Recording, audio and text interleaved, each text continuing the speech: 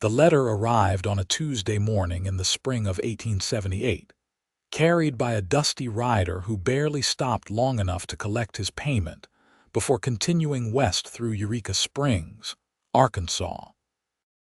Katherine Riley stood outside the general store where she worked, her apron stained with flour from the morning's bread delivery, and stared down at the envelope in her hands with a mixture of longing and desperation that made her chest tighten. The elegant script of her name on the front mocked her, beautiful and incomprehensible as ancient hieroglyphs. She had received 3 letters now from her aunt in San Francisco, each one presumably filled with news of the life Katherine might have had if her father had not died and left her alone in this rough frontier town at 17. Now 19, she had learned to survive, to work hard, to keep her head down, but she had never learned to read. Katherine tucked the letter into her apron pocket and returned to sweeping the wooden planks of the storefront, trying to ignore the burning curiosity about what words lay hidden behind that sealed paper. The morning sun beat down on Eureka Springs, turning the dirt streets into rivers of dust that coated everything and everyone. Wagons rolled past, their wheels creaking under the weight of supplies heading to the silver mines that had brought prosperity and chaos to this corner of Arkansas.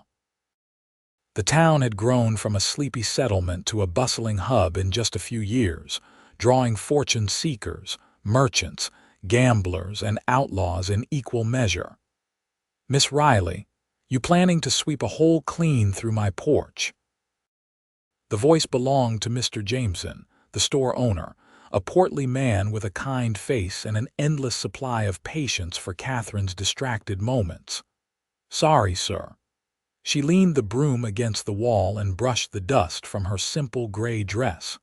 "I was just thinking about that letter you got." His eyes twinkled with good-natured curiosity. "Want me to read it for you?" Katherine's cheeks burned with shame.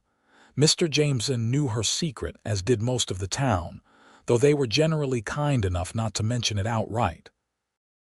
Her father had been a drunk who spent more time at the saloon than providing for his daughter, and education had been a luxury they could never afford. "No thank you, sir. It's personal matters. Suit yourself, but the offer stands." He disappeared back into the store, leaving Katherine alone with her thoughts and her shame. The rest of the morning passed in a blur of customers and chores. Katherine measured out flour and sugar, wrapped purchases in brown paper, and made change from the cash box with the careful precision of someone who had learned numbers through necessity rather than schooling. She could count money, recognize the shapes of words she saw every day, and even write her own name with painstaking effort, but actual reading remained as foreign to her as French or Latin. She was restocking the shelf of canned goods when the bell above the door chimed, and a new customer entered. Katherine glanced up and felt her breath catch slightly.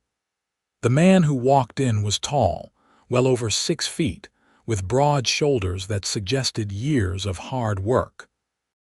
He wore the typical garb of a cattleman: worn denim trousers, a faded blue shirt rolled to his elbows revealing tanned, muscular forearms, and a brown leather vest that had seen better days. His hat was pushed back on his head, revealing dark hair and a face that was handsome in a rugged, weather-beaten way.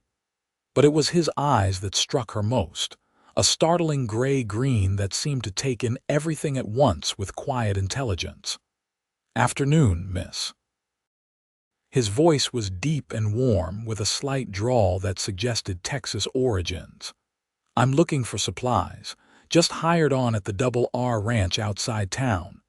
Katherine found her voice, though it came out smaller than she intended. "Of course, sir. What do you need?" "Xavier Emerson, and I'm no sir, just a working man." He pulled a folded piece of paper from his vest pocket and held it out to her. "Got a list here from the foreman. Pretty extensive, I'm afraid." Catherine's stomach dropped as she looked at the paper covered in neat handwriting. She stood frozen, her mind racing through possible excuses. She could say she had forgotten her reading glasses, except she had never worn any. She could pretend the handwriting was too messy to decipher, but even from a glance, she could see it was perfectly legible. The silence stretched between them, growing more awkward with each passing second. "Miss," Xavier's voice was gentle, concerned rather than impatient. "Is something wrong?" The words tumbled out before Katherine could stop them, driven by exhaustion and frustration and the weight of that unread letter burning in her pocket. "I cannot read your list." Her voice dropped to barely above a whisper. "I cannot read anything at all." She braced herself for the laughter or the contempt or the pity that usually followed such an admission. Instead, Xavier Emerson did something that surprised her completely. He smiled, not mockingly but with genuine warmth that crinkled the corners of his eyes and transformed his entire face from merely handsome to something that made her heart skip strangely. "Then I will teach you," he said simply, as though offering to teach someone to read was as ordinary as offering them a cup of coffee. Katherine stared at him, certain she had misheard. "What?" "I said I will teach you to read if you are willing to learn." Xavier set the list down on the counter between them. "My mother was a school teacher back in Dallas before she passed. She taught me not just reading and writing, but how to teach others. I have helped ranch hands and fellow cowboys learn their letters on more than one occasion." He paused, studying her face with those remarkable eyes. "That is, if you want to learn. No shame either way, want to learn." Katherine had dreamed of reading since she was a little girl, watching her father stumble over the few words he could manage and wishing desperately that someone would show her the magic of those mysterious symbols. "I want to learn more than anything," she said, her voice trembling with the honesty of it. "But I have no money to pay a tutor." "Who said anything about payment?" Xavier picked up the list and began reading items aloud. "How about this instead? You help me gather these supplies, maybe give me a fair price since I will be a regular customer, and in exchange, I will come by after my work is done and we will have lessons. Does that sound agreeable?" It sounded too good to be true, which made Katherine suspicious despite herself. She had learned the hard way that men rarely offered something for nothing, especially not to a young woman alone in the world. "Why would you do that? You do not even know me." Xavier was quiet for a moment, his expression turning thoughtful. "My sister Sarah would have been about your age now.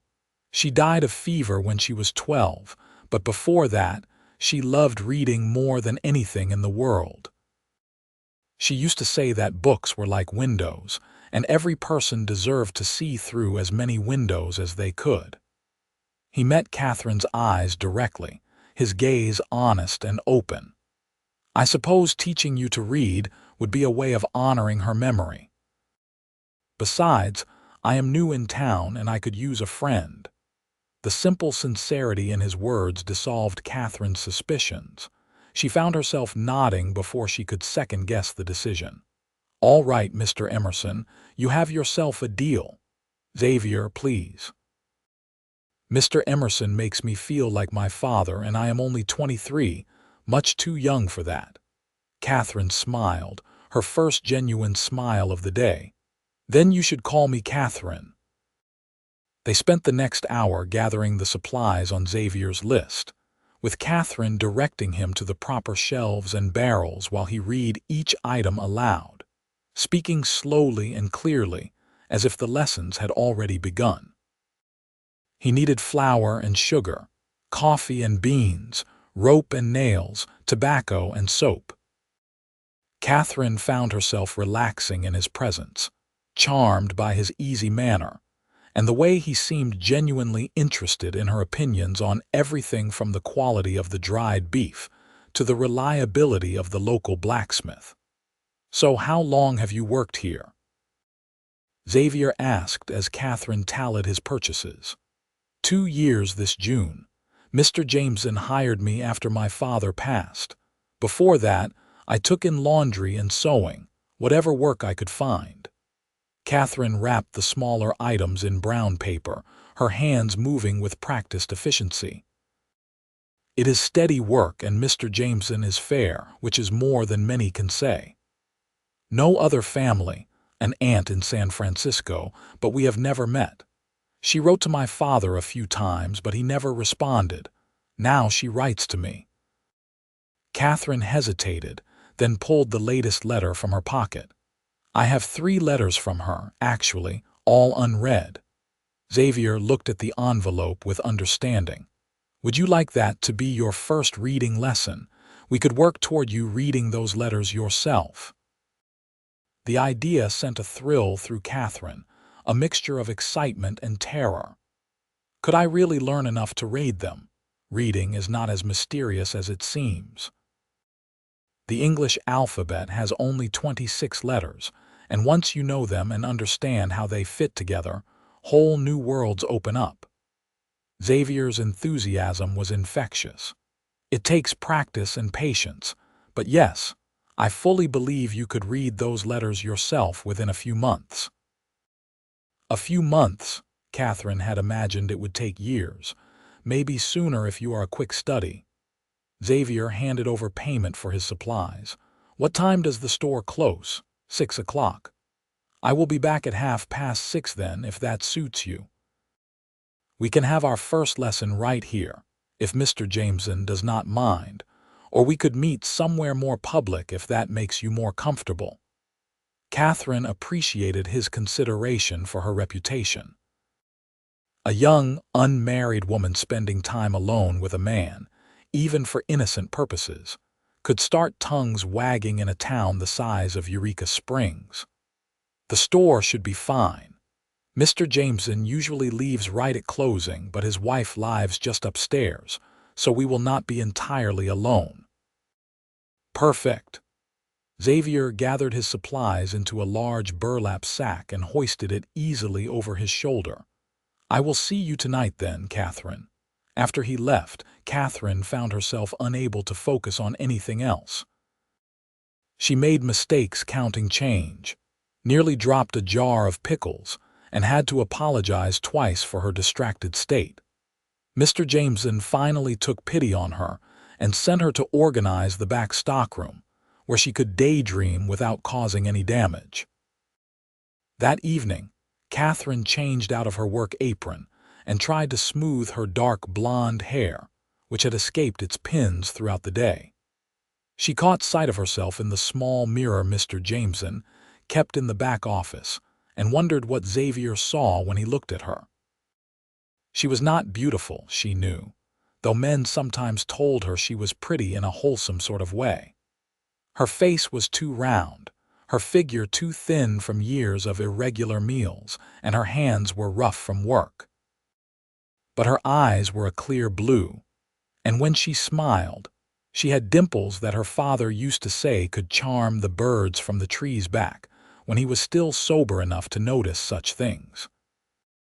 Xavier arrived precisely at 6:30, carrying a worn leather satchel that he set on the counter with care. I brought some teaching materials, he explained, pulling out a slate board, several pieces of chalk, and a slim book with a dark blue cover. We will start with the basics. Katherine moved around the counter to stand beside him, her heart pounding with nervousness and anticipation. Up close, she could smell the honest scents of leather and horse and clean sweat, not unpleasant but distinctly masculine. Xavier seemed taller than ever, his presence filling the small store in a way that made her simultaneously nervous and oddly safe. First things first. Xavier picked up a piece of chalk and drew a large letter on the slate. This is the letter A.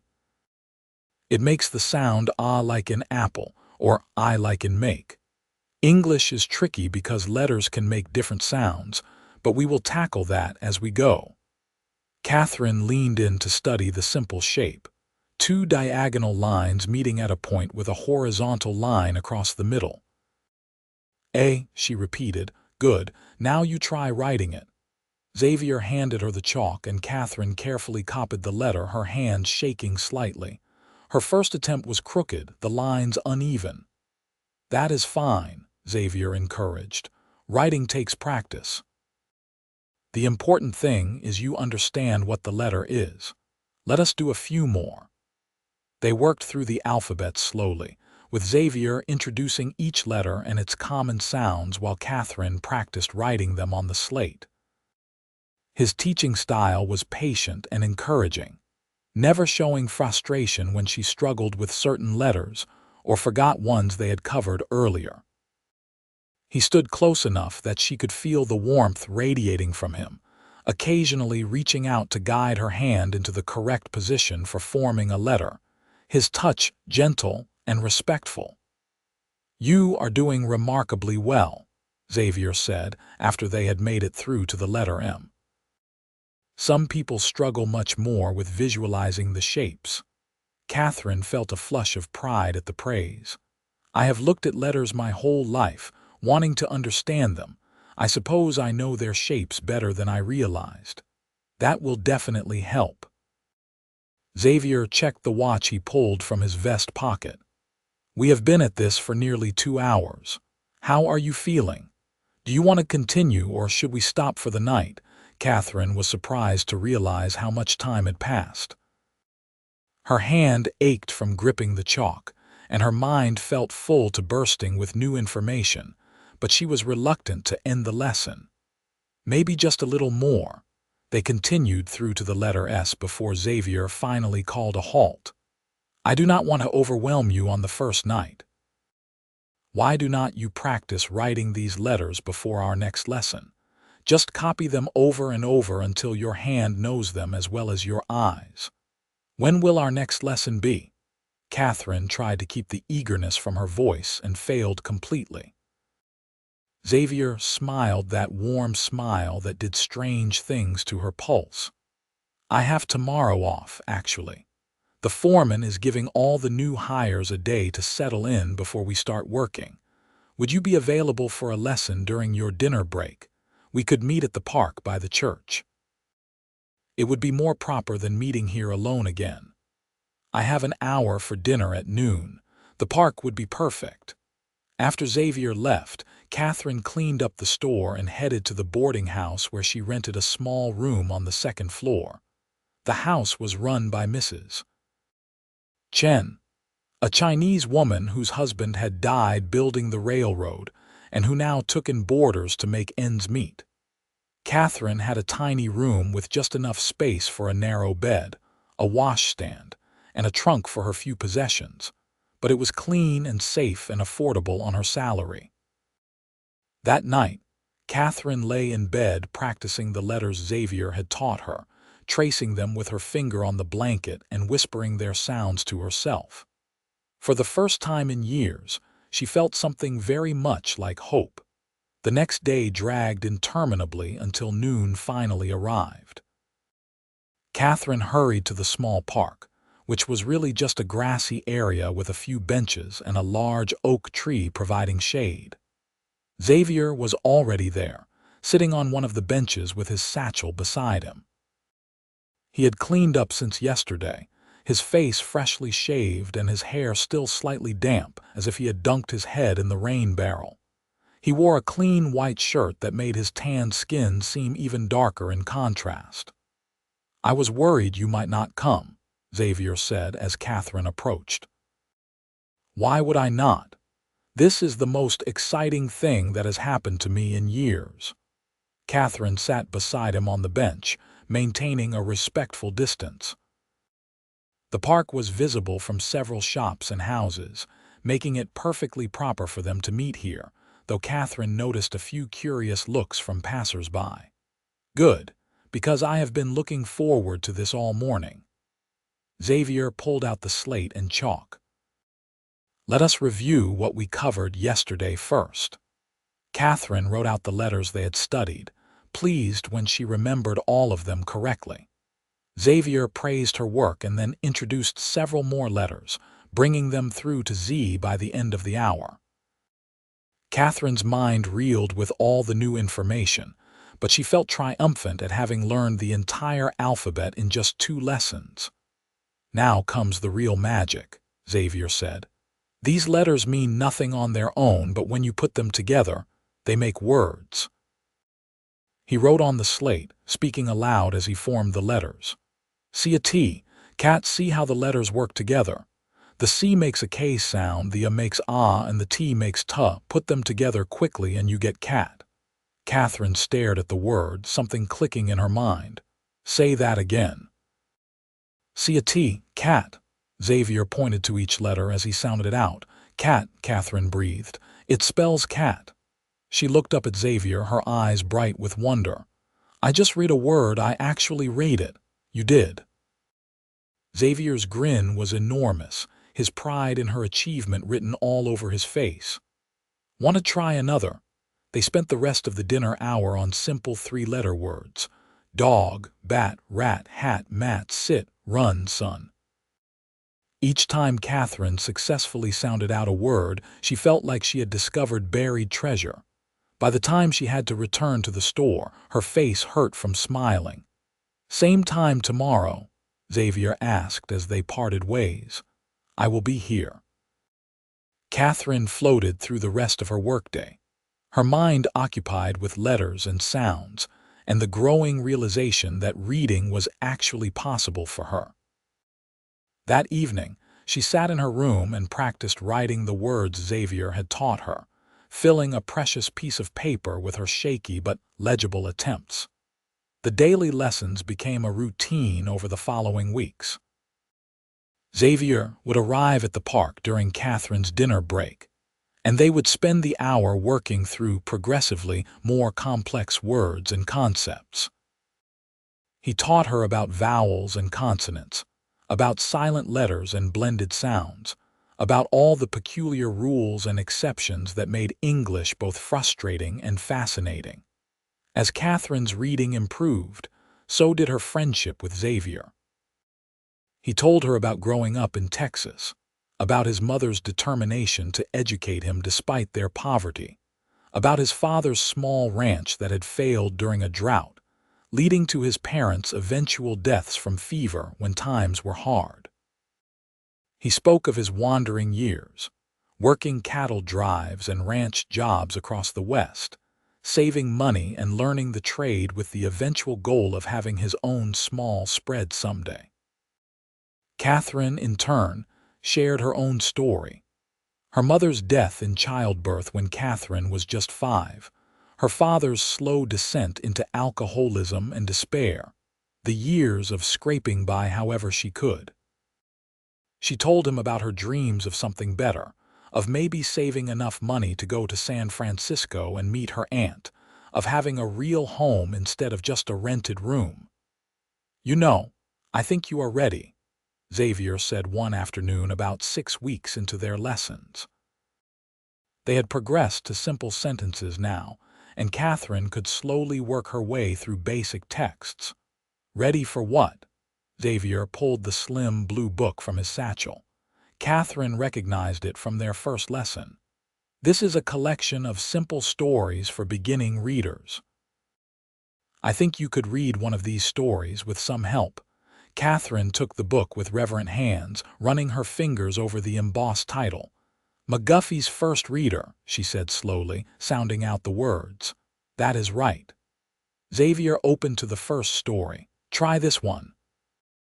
Catherine bent over the page, her finger tracing under each word as she laboriously sounded them out. "The sun is up. The sun is bright. The sun is in the sky." She looked up at Xavier, amazed. "I read that. It took me forever, but I read it." "You did, and you will get faster with practice. Pretty soon you will not even need to sound the words out. Your mind will just recognize them whole." Xavier leaned back against the bench, looking pleased. "I think it is time we worked on something even more important to you, though." "What do you mean?" "Your aunt's letters." "Would you like to try reading one?" Catherine's heart leaped and sank simultaneously. Do you really think I could? I think you could certainly try. The handwriting might be challenging, and there will likely be words you do not know yet, but we can work through it together. Xavier's expression grew gentle. And if you are not ready, that is all right too. There is no rush. Katherine thought about those 3 letters sitting in her trunk, their secrets still sealed away. She thought about her aunt reaching out across the miles, trying to connect with the last of her family, and Katherine too ashamed to even respond. I would like to try. Bring one to our next lesson then. That evening, Katherine pulled the letters from her trunk and arranged them by date based on the postmarks. The oldest had arrived 4 months ago, the second 2 months ago, and the most recent last week. She chose the oldest one, figuring that whatever news it contained would be the most outdated and perhaps the least emotionally overwhelming if she struggled. The next day, Katherine arrived at the park clutching the envelope so tightly it crumpled slightly in her grip. Xavier was already waiting, and his encouraging smile helped settle her nerves. "All right," Katherine said, sitting down and carefully opening the envelope. "Let us see if I can do this." The letter was written on fine cream-colored paper in elegant script that was far more elaborate than the simple printed texts Katherine had been practicing with. She unfolded it, took a deep breath, and began to read aloud. "Dear Katherine." She paused, working out the next word. "Niece." "Dear Katherine, niece." No, that does not make sense. "That is a comma," Xavier explained, pointing to the small mark. "It is a pause. So it reads, Dear Katherine, pause, I hope this letter finds you." "I hope this letter finds you well," Katherine continued haltingly.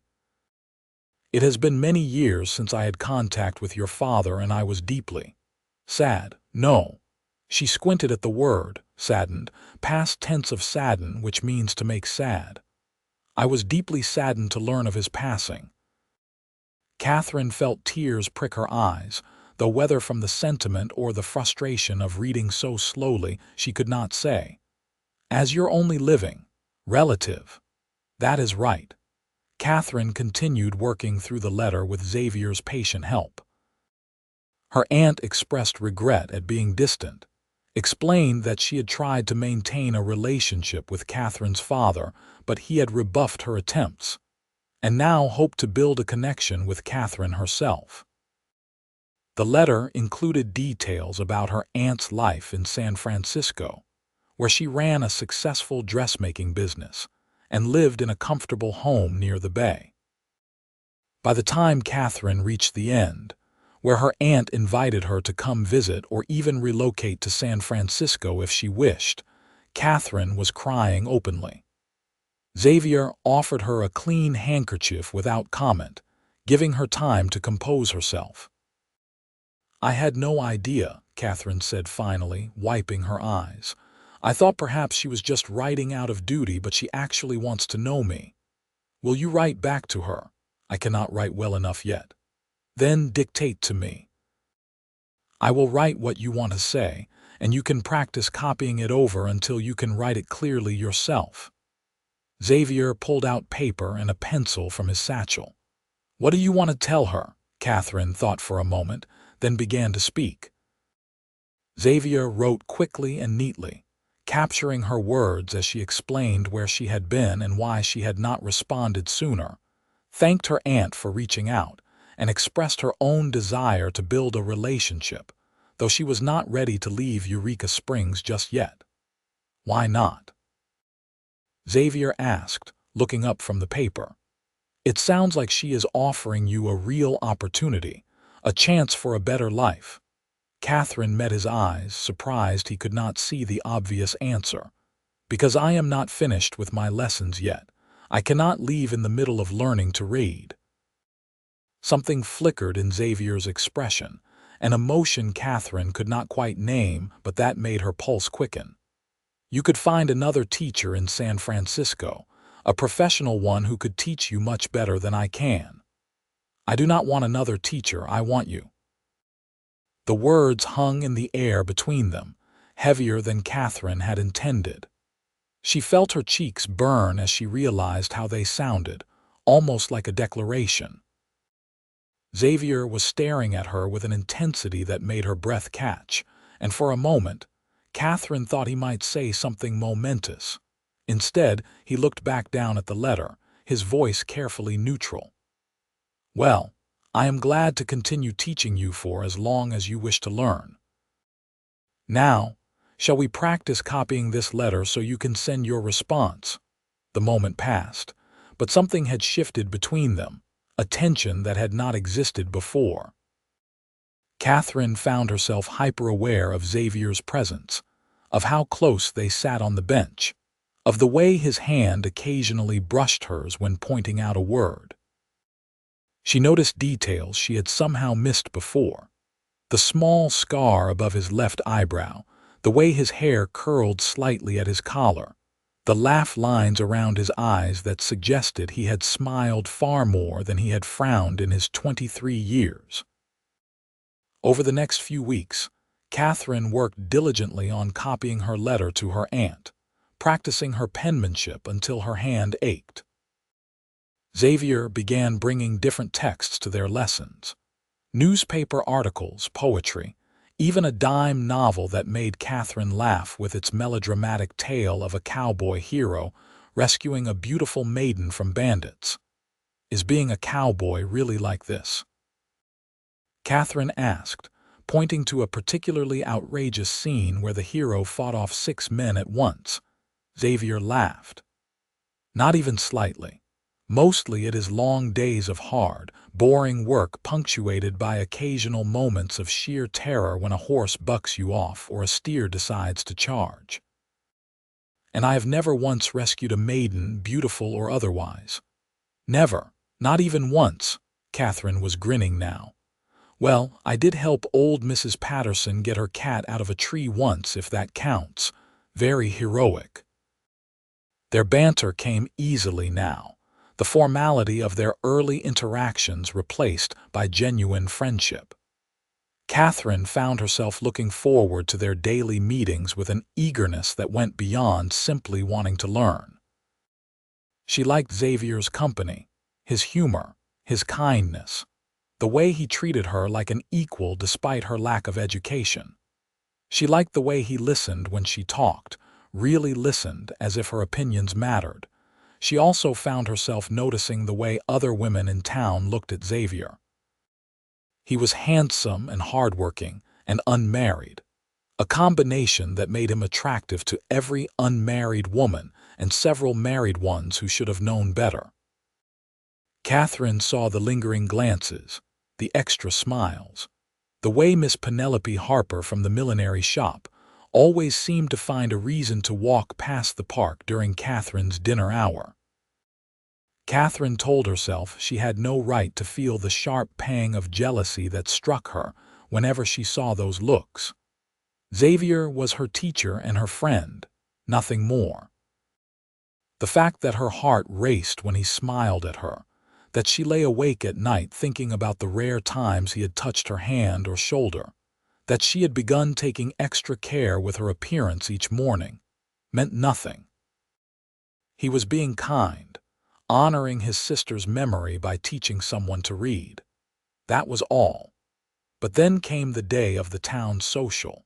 Eureka Springs held a community gathering every few months, with music and dancing and food laid out on long tables in the town square. Everyone attended, from the wealthiest ranch owners to the poorest laborers, and it was one of the few occasions where class distinctions temporarily blurred. Katherine had attended every social since moving to town, usually spending the evening helping serve food or watching from the sidelines as others danced. This time, Xavier sought her out almost as soon as she arrived. He looked different in his clean Sunday clothes, his dark hair neatly combed and his face freshly shaved. "Would you like to dance?" he asked, offering his hand. Katherine's mouth went dry. She had danced before, certainly, though not recently and never with someone who made her feel the way Xavier did. "I am not very good," Neither am I, but everyone else is too busy with their own dancing to notice us." Xavier's smile was warm and slightly nervous, as if her answer mattered to him. "Please." Katherine took his hand. Xavier led her to the area where couples were dancing to a lively fiddle tune. He placed one hand respectfully on her waist and held her other hand in his, and then they were moving, spinning among the other dancers. Katherine stumbled at first, but Xavier steadied her, guiding her through the steps with patient grace. "You lied," Katherine said breathlessly after a few minutes. "You are a good dancer." "My mother insisted I learn. She said a gentleman should know how to dance properly." Xavier spun her in a turn that made her skirt flare out. "You are not bad yourself." They danced 3 dances in a row before finally breaking apart, both flushed and laughing. Xavier fetched them cups of punch, and they found a quieter spot to rest. "I have been meaning to tell you," Xavier said, his expression turning serious. "The foreman offered me a permanent position at the ranch, not just as a hired hand, but as one of the senior ranch hands with a share of the profits. It is a real opportunity." "Xavier, that is wonderful." Katherine felt genuinely happy for him, even as her heart sank at what this might mean. "You must have impressed them greatly." "I have worked hard, but it means I will be staying in Eureka Springs indefinitely. I just wanted you to know that." He paused, looking down at his cup. "In case it mattered to you." "Why would it matter to me?" Katherine's voice came out smaller than she intended. Xavier looked up, his gray-green eyes intense. "Katherine, surely you must know by now that I—" He trailed off, something like fear crossing his face. "That is, I value our friendship greatly, and I am glad I will be able to continue your lessons." Katherine felt disappointment crash through her. Friendship. Of course that was all it was to him. What had she been thinking? Imagining that a man like Xavier Emerson could see her as anything more than a charity case, a way to honor his dead sister's memory. "Yes, I value our friendship too." The moment broke as Miss Penelope Harper appeared, her blonde curls perfect and her dress far finer than Katherine's simple cotton frock. "Mr. Emerson, you promised me a dance earlier. I hope you have not forgotten." Xavier glanced at Katherine, something apologetic in his expression, but he was too much of a gentleman to refuse. "Of course, Miss Harper. Katherine, excuse me." Katherine watched them walk away, Penelope's hand possessive on Xavier's arm, and told herself the burning in her chest was not heartbreak. She had no claim on Xavier, no right to feel betrayed. They were friends. That was all they would ever be. She left the social early, pleading a headache to Mr. Jameson and his wife. Back in her small room, Katherine pulled out the 3 letters from her aunt, and the latest one she had received just that morning. She had been saving it to read with Xavier's help, but suddenly she wanted to try on her own. Katherine lit her oil lamp and bent over the letter, working slowly through each word. Her aunt's latest message was more urgent than the previous ones. Business was booming, and she needed help in her shop. She was offering Katherine not just a place to stay but a real job, one that paid far better than the general store and came with the opportunity to learn a skilled trade. The offer had an expiration date. Her aunt needed an answer within the month, as she would have to hire someone else if Katherine declined. Katherine set the letter down and stared at the wall of her tiny room. She could continue as she was, working at the store, living in this boarding house, spending her dinner hours with a man who saw her only as a student and a friend. Or she could take this opportunity, move to San Francisco, build a real life for herself. The decision should have been obvious, but Katherine's heart rebelled against it. Leaving Eureka Springs meant leaving Xavier, and the thought created a physical ache in her chest that she could no longer deny or dismiss. She had fallen in love with him, probably had been falling for weeks now without wanting to admit it. But love was not enough if it was not returned, and Xavier had made his feelings, or lack thereof, clear. He valued their friendship. He wanted to continue her lessons. But he had never suggested he saw her as anything more than that. Katherine did not sleep much that night. By morning, she had made her decision, though it sat heavy and bitter in her stomach. She would tell Xavier at their next lesson that she was moving to San Francisco at the end of the month.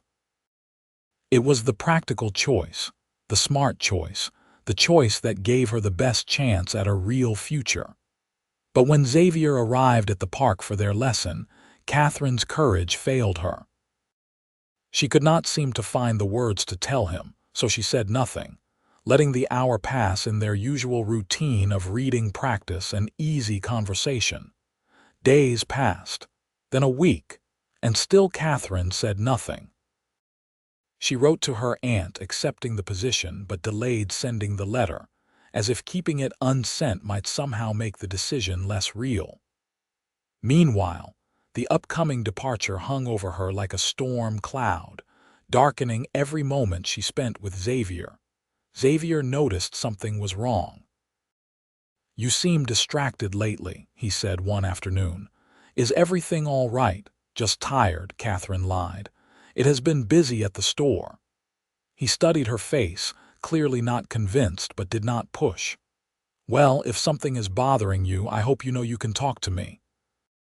Friends should be able to confide in each other." There was that word again. Friends. Katherine forced a smile. "I know, thank you." That evening, Mrs. Chen stopped Katherine in the hallway outside her room. "A letter came for you today, dear. I left it on your table." The letter was from her aunt, responding to Katherine's acceptance with delight and specific instructions for the journey west. Reading the letter herself, slowly but successfully, Katherine felt pride at how far she had come mixed with sorrow at what her progress was about to cost her. Her aunt had even sent money for the stage-coach fare, far more than necessary, with instructions that Katherine should use the extra to buy anything she needed for the journey. Katherine could not delay any longer. She had to tell Xavier. The next day, Katherine arrived at the park early, her stomach in knots. Xavier showed up right on time, smiling as always, and Katherine's resolve nearly crumbled. "Before we start the lesson, I need to tell you something," she said quickly, before she could lose her nerve. Xavier's smile faded, replaced by concern. "What is it?" "I am moving to San Francisco at the end of the month. My aunt offered me a job in her dress shop and I accepted." The words came out in a rush. "I am sorry I did not tell you sooner. I just did not know how." Xavier stood very still, his expression unreadable. "San Francisco, that is quite far. It is a good opportunity. Better pay, a chance to learn a real trade, the possibility of actually having a future instead of just surviving day to day." Katherine heard herself listing the practical reasons as if trying to convince herself as much as him. "When did you decide this?" "About 2 weeks ago when I got her latest letter." 2 weeks? Xavier's voice was flat. "You have known for 2 weeks and said nothing." "I did not know how to tell you. I knew you would say it was a good opportunity, that I should take it, and I—" Katherine stopped, not trusting herself to continue that thought. "You what?" Xavier stepped closer, his eyes intense. "Katherine, what are you not saying?" Everything inside her wanted to tell him the truth, to confess that she loved him, and the thought of leaving him was tearing her apart. But what would be the point? He had made his feelings clear, or rather, his lack of feelings. Declaring her love would only make them both uncomfortable and ruin the friendship they did have. "Nothing. I just hate that I will not be able to finish my lessons. You have done so much for me, and I feel like I am abandoning you halfway through." Xavier flinched as if she had struck him. "Is that what you think? That I care about you learning to read more than I care about you?" "What else should I think?" Katherine's voice rose, all the hurt and confusion of the past weeks spilling out. "You have been very clear that we are friends, that you value our friendship." Well, friends should be happy for each other when good opportunities come along, right? So why do you look so upset? Because I am an idiot. Xavier ran his hand through his hair in frustration. Because I have spent weeks trying to be a gentleman, trying not to take advantage of our teacher-student relationship, trying to respect you and move slowly and do everything properly. And now you are leaving without ever knowing how I actually feel. Catherine's heart stopped. How you feel? "I love you, Katherine." Xavier said it plainly, almost desperately. "I have been in love with you for weeks now, maybe since that first day in the store when you were brave enough to admit you could not read and trusted me enough to teach you. I look forward to our lessons every day, not because I enjoy teaching, though I do, but because they mean I get to see you, talk to you, be near you. And I know I have no right to ask you to stay, not when you have this opportunity, but the thought of you leaving is killing me." Katherine could not breathe. The words she had longed to hear were hanging in the air between them, and she could not quite believe they were real. "You love me, desperately, completely, in a way that makes me understand all those ridiculous poems and songs that I used to think were nonsense." Xavier took her hands in his grip warm and strong. "Katherine, I know timing is terrible, but I cannot let you leave without knowing the truth. I love you, and if there is any chance you feel the same way, I am asking you to stay. Not for me, but for us, for the possibility of what we could have together." "The possibility," Katherine repeated, her mind still reeling. "I know I cannot offer you much right now. I am just a ranch hand with some savings and dreams of my own spread someday. But I am hardworking and honest, and I swear I would spend every day trying to make you happy. We could get married, build a life together here, and if you still want to go to San Francisco someday, we could go together." Xavier's voice grew quieter, more vulnerable. "But if you do not feel the same way, if I have misread everything between us, then I will let you go and wish you nothing but happiness. I just needed you to know." Katherine felt tears spilling down her cheeks. "You have not misread anything. Xavier, I love you too. I have been miserable thinking about leaving precisely because I love you and thought you only saw me as a friend." The joy that broke across Xavier's face was like the sun emerging from behind clouds. "You love me. Yes, you impossible man. I have been in love with you for weeks."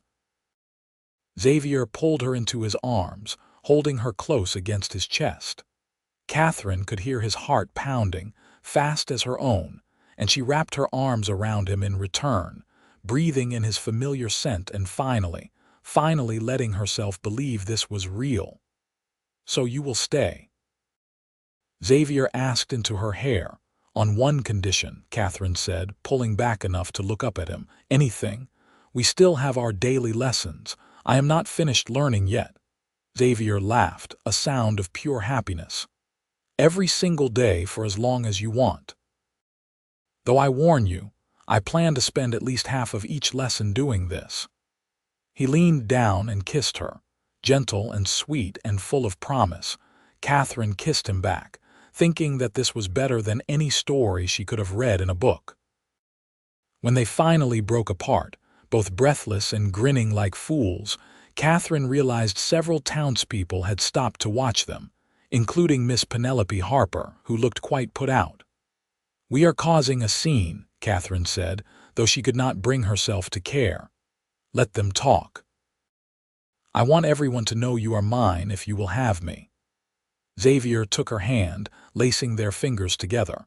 "Katherine Riley, will you marry me?" That was quite possibly the worst proposal in the history of proposals, Katherine said, but she was smiling so wide her face hurt. "But yes, Xavier Emerson, I will absolutely marry you." Xavier kissed her again, right there in the park in front of God and half the town, and Katherine kissed him back with all the love and hope and joy that filled her to bursting. They were married 3 weeks later in a small ceremony at the church, with Mr. Jameson and his wife serving as witnesses. Katherine wore a simple white dress that she had sewn herself, working late into the nights to get every stitch perfect. Xavier wore his Sunday best and could not stop smiling throughout the entire ceremony. When the preacher pronounced them man and wife, Xavier kissed Katherine with such enthusiasm that several of the older ladies in attendance tittered with scandalized amusement. The Double R Ranch provided a small house for its senior hands, a 2-room cabin that was infinitely better than Katherine's boarding house room. Xavier had spent weeks fixing it up, mending the roof and chinking the walls and even building Katherine a bookshelf for the small but growing collection of books he kept buying her. Katherine left her job at the general store, and while she missed Mr. Jameson's kindness, she did not miss the long hours or the meager pay. Instead, she began taking in sewing and mending, work she could do from home while continuing to improve her reading. Xavier bought her a primer and several novels, and Katherine devoured them with the hunger of someone making up for lost time. They still had their daily lessons, though Xavier was right that they spent a fair amount of time kissing instead of studying, much to Katherine's delight. Katherine wrote to her aunt explaining her decision to stay in Arkansas, expressing gratitude for the offer and hope that they could still maintain their correspondence. Her aunt wrote back with congratulations and warm wishes, along with several dress patterns and sewing techniques that Katherine might find useful. The letters continued regularly, building the relationship that distance and circumstance had previously prevented. The first year of marriage brought adjustments and challenges, as Katherine learned to run a household, and Xavier took on increasing responsibilities at the ranch. They had disagreements, certainly, usually about small things like Xavier tracking mud across the clean floor or Katherine spending too much of their budget on books. But they always talked through their problems, and the making up afterward was sweet enough that Katherine sometimes thought they had arguments just for the pleasure of resolving them. Katherine continued to blossom as a reader, moving from simple books to increasingly complex texts. She discovered a love for poetry that Xavier found bemusing but endearing, and she would often read aloud to him in the evenings while he repaired tack or carved small wooden figures. Xavier had a talent for woodworking that Katherine had not known about, and their home slowly filled with the chairs, tables, and shelves he crafted in his spare time. The second year brought talk of children, though Katherine had not yet conceived. She tried not to worry, though she could not help feeling a pang when other women in town announced their pregnancies. Xavier assured her they had plenty of time, that he was content with just the 2 of them for now, and Katherine tried to believe him. Then, late in the spring of 1880, Katherine woke up feeling queasy and realized her monthly courses were late. She waited another week before saying anything to Xavier, afraid to hope, but when the sickness continued, she finally told him her suspicion. Xavier's response was to pick her up and spin her around, laughing with joy, before quickly setting her down and anxiously asking if spinning was bad for the baby. Katherine laughed and cried at the same time, overcome with relief and happiness. The pregnancy was difficult at times, with Katherine suffering through waves of sickness that left her weak and exhausted. Xavier worried constantly, hovering over her like a mother hen, until Katherine had to order him to go do his work and stop acting like she was made of glass. But his concern was born of love, and Katherine could not really be angry with him for caring too much. Their son was born in the winter of 1881, arriving after a long and difficult labor that left Xavier pacing outside with the doctor while Catherine's screams echoed through their small house. When the doctor finally emerged to tell Xavier he had a healthy baby boy, Xavier burst into the room to find Katherine exhausted but glowing, cradling a tiny bundle wrapped in blankets. "We have a son," Katherine said, her voice hoarse from crying out during labor. "What should we name him?"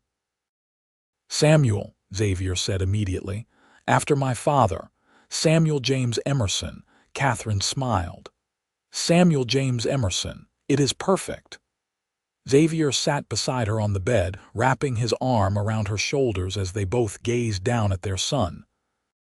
Samuel had a tuft of dark hair like his father and eyes that would eventually turn the same gray-green. He was perfect and tiny and theirs, this living symbol of the love Katherine had feared she would never find. "I cannot believe he is real," Xavier whispered, gently touching Samuel's tiny hand. The baby's fingers immediately closed around Xavier's thumb in an instinctive grip. "Look at that. He is already strong." "Like his father," Katherine said, leaning her head against Xavier's shoulder. "I love you. I love you too, both of you." Xavier kissed the top of Catherine's head, then Samuel's forehead, his touch infinitely gentle. "Thank you for this gift, for him, for our life together, for everything." The early months with a baby were exhausting and wonderful in equal measure. Samuel proved to be a fussy child who did not sleep well, leaving both Katherine and Xavier bleary-eyed and stumbling through their days. But even in the midst of the sleepless nights and endless diaper changes, Katherine found herself overwhelmed with gratitude for her life. She thought often of that day in the general store when Xavier had offered to teach her to read, and how that simple offer had changed the entire trajectory of her existence. If she had been too proud or too afraid to accept his help, if he had been less patient or less kind, if she had left for San Francisco instead of staying, she would never have had this beautiful life, this family, this home. As Samuel grew from infant to toddler, Katherine resumed her reading with renewed dedication. She wanted to be able to read to her son, to give him the gift of stories and education that she had been denied. Xavier built Samuel a small bed and began carving wooden animals for him to play with. Horses and cows and dogs that the little boy clutched in his chubby hands and dragged everywhere. When Samuel was 2, Xavier came home one evening with news that made Katherine's heart leap. The owner of the Double R Ranch was retiring and selling off portions of the property to his senior hands. Xavier had been offered a parcel of land at a price he could afford with his savings, and a loan from the bank, enough acreage to run a small cattle operation of his own. "It is not a huge spread," Xavier said, his excitement barely contained. "But it is ours. We would own it outright once the loan is paid off. We could build a real house, a bigger one with room for more children. We could finally have the life I have been dreaming of." Katherine threw her arms around him, heedless of the dirt from his workday. "Let us do it. Let us build our ranch." The next few years were a blur of hard work and determination. Xavier and Katherine poured everything they had into their small ranch, which they named the Emerson Cattle Company. Xavier worked from dawn to dusk building fences, managing their growing herd and slowly constructing a proper house to replace their cabin. Katherine managed the household, cared for Samuel, took in sewing to supplement their income, and helped with the ranch work whenever she could. It was during this busy time that Katherine received news from San Francisco. Her aunt had fallen ill, and while she was expected to recover, the sickness had made her consider her own mortality. In a long letter that Katherine read with growing astonishment, her aunt explained that she had no other family and wanted to leave her business and property to Katherine.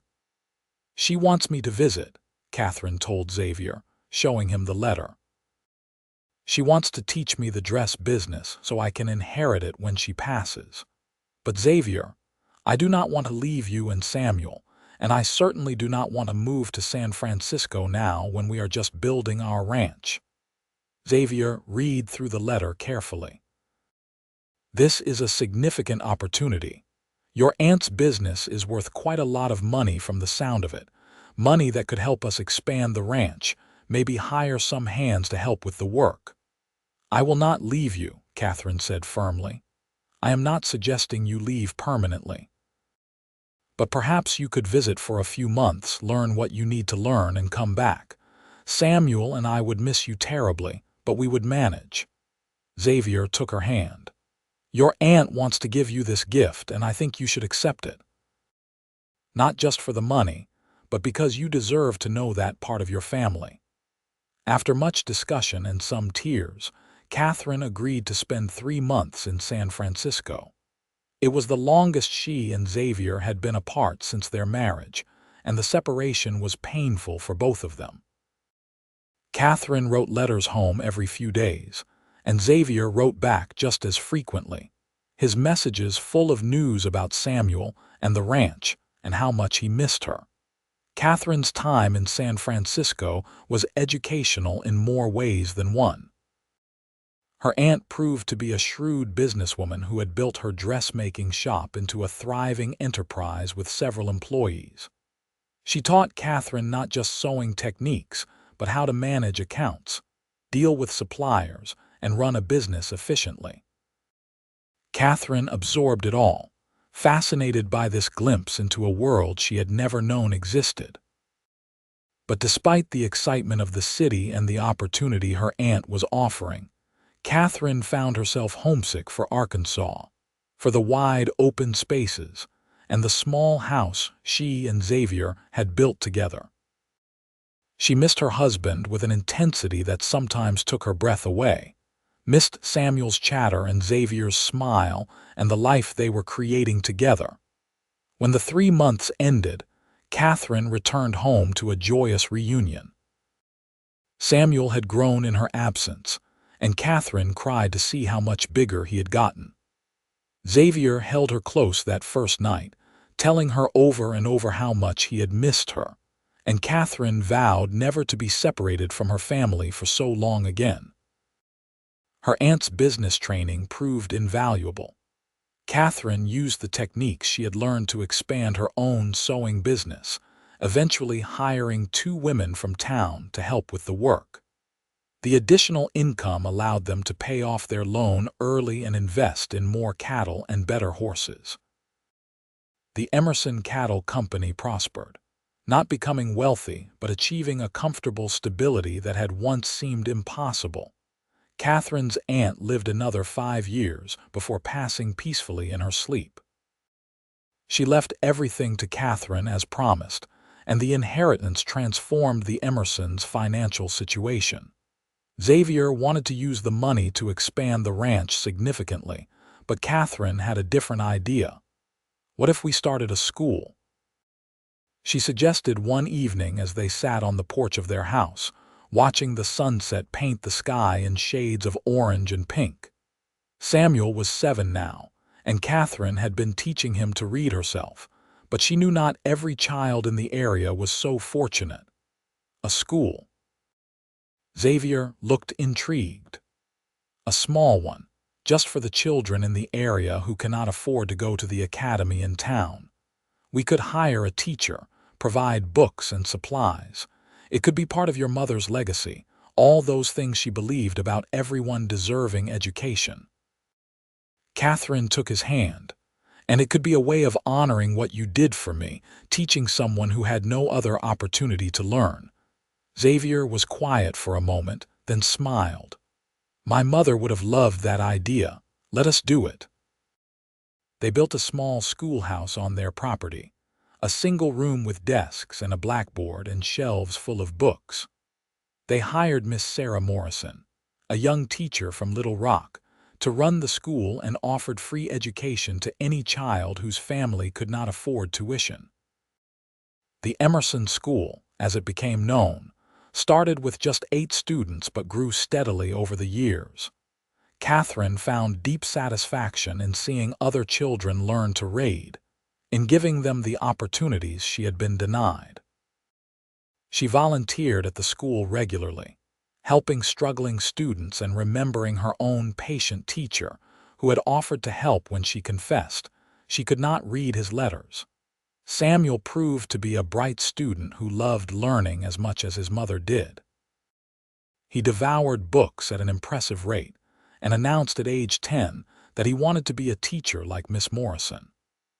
Katherine and Xavier encouraged his dreams, even as they taught him the practical skills of ranching that would always provide a fallback if his educational ambitions did not work out.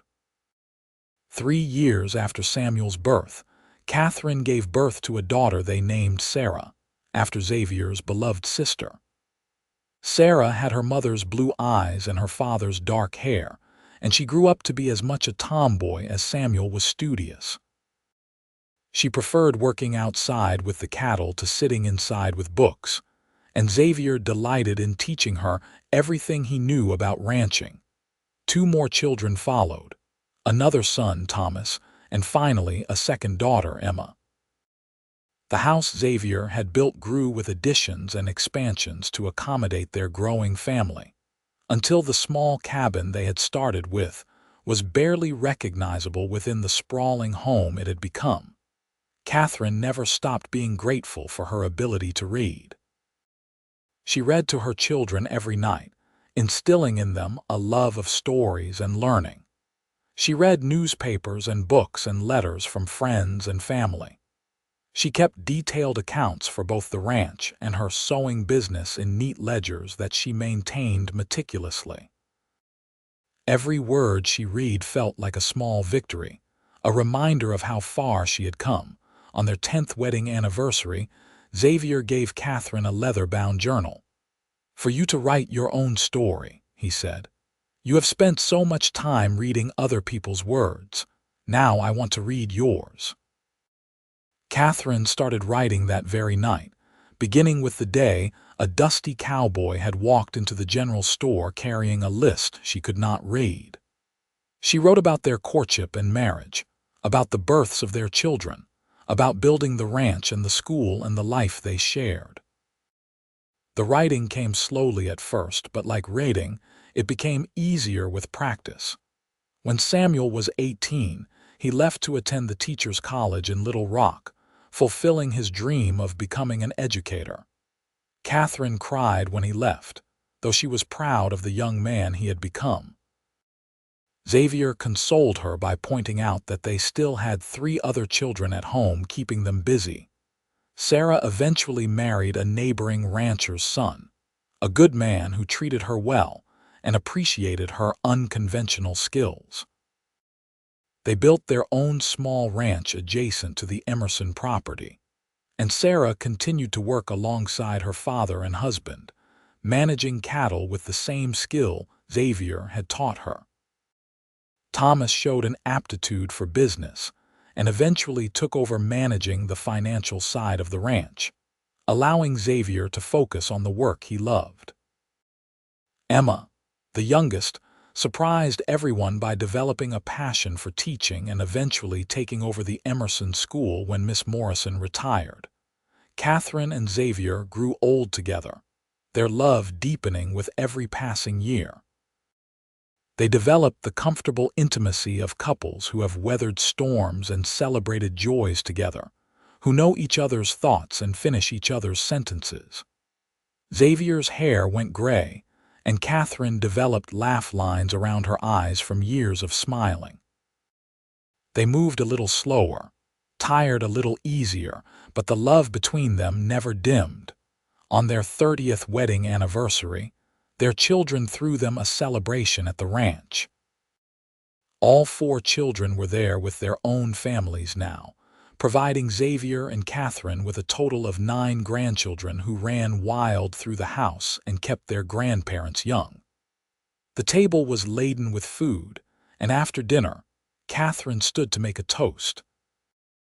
30 years ago, she said, her voice still strong despite her 50 years, I received a letter I could not read.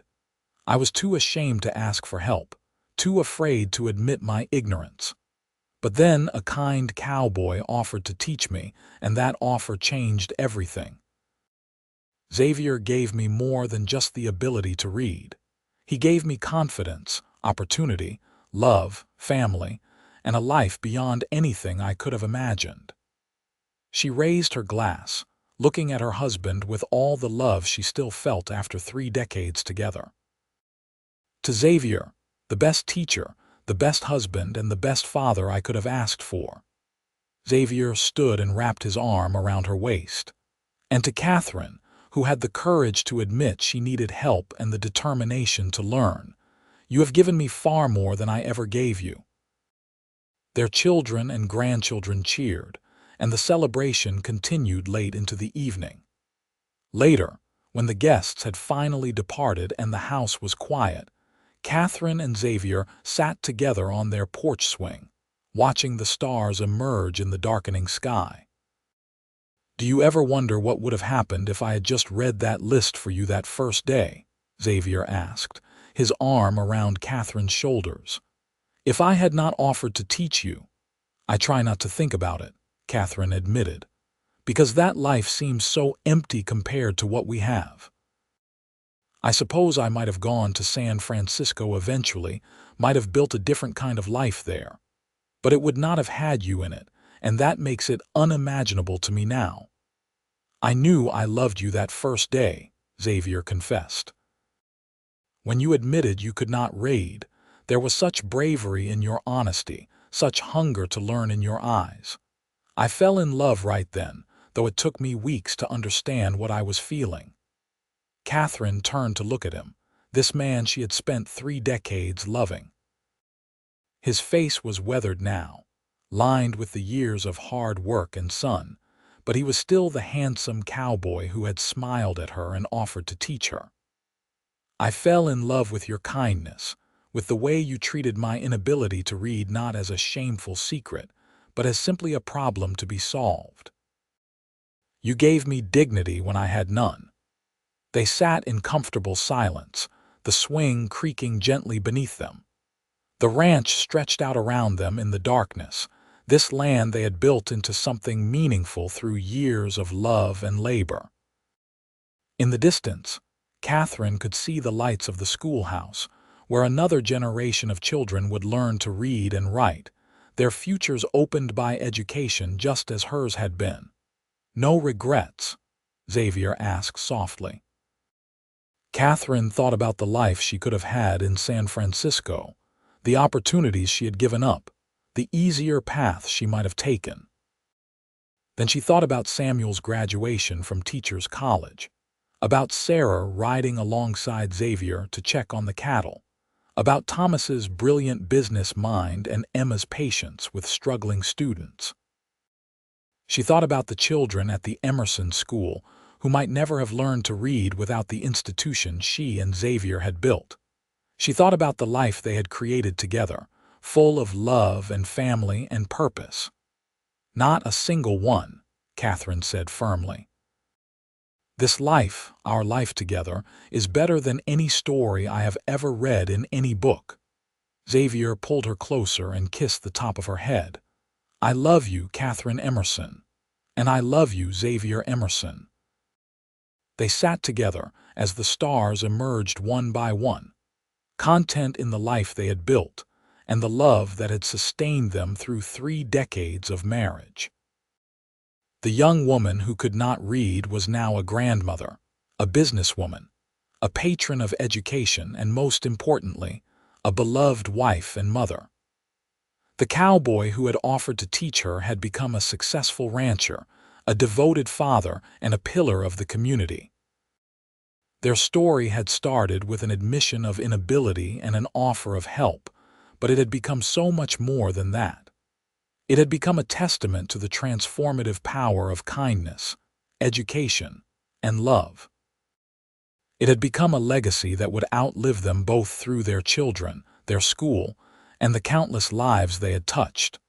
As the night deepened around them, Katherine reached into her pocket and pulled out a worn piece of paper. yellowed with age. It was the first letter her aunt had sent, the one that had led to that first confession and Xavier's life-changing offer. She had kept it all these years, a reminder of where their journey had begun. "I still have this," she said, showing it to Xavier. He smiled, taking the letter and reading aloud the words Katherine now knew by heart. "Dear Katherine, I hope this letter finds you well." He looked at his wife, his eyes warm with memory and love. "It found you very well indeed." Katherine laughed, a sound of pure joy and contentment. She took the letter back and carefully folded it, returning it to her pocket where she kept it always, a talisman of the day her life had changed forever. The swing creaked rhythmically as they rocked together, watching the stars and counting their blessings. Tomorrow would bring new challenges and new joys, as every day did on a working ranch. But tonight was for remembering and appreciating everything they had built together. Inside the house, their children and grandchildren slept, carrying forward the legacy of love and learning that Katherine and Xavier had established. The Emerson School stood ready to welcome more students when classes resumed. The cattle grazed peacefully in their pastures. Everything they had worked for, everything they had built, everything they had dreamed had come to pass. It had all started with a simple confession. "I cannot read your letters," and an even simpler response, "Then I will teach you." From those few words, a lifetime of love had grown, spreading out like roots from a mighty tree to touch countless lives and create a legacy that would endure for generations. As the moon rose high and the night grew late, Katherine and Xavier finally went inside, hand in hand as they had been for 30 years. They climbed the stairs to the bedroom they shared, the room where they had loved and laughed and built their life together one day at a time. They prepared for sleep with the comfortable routine of long married couples, and when they finally lay down together, Katherine curled into Xavier's side as naturally as breathing. "Good night, my love," Xavier whispered into the darkness. "Good night," Katherine whispered back, her hand finding his and holding tight. They fell asleep as they had every night for 3 decades, together, content, and deeply in love. The letters that had once been incomprehensible to Katherine now filled the shelves of their home in the form of books, journals, and correspondence. She had learned to read them all, but the most important thing she had learned to read was the love in Xavier's eyes, the devotion in his actions, and the commitment in his heart. Their story, which had begun in a dusty general store in Eureka Springs, Arkansas in 1878, had become the kind of tale that people loved to tell. A love story for the ages, a testament to the power of kindness and education, and a reminder that sometimes the most important thing a person can say is simply, "I will help you." And they lived happily, surrounded by family and love, for the rest of their long and blessed lives together.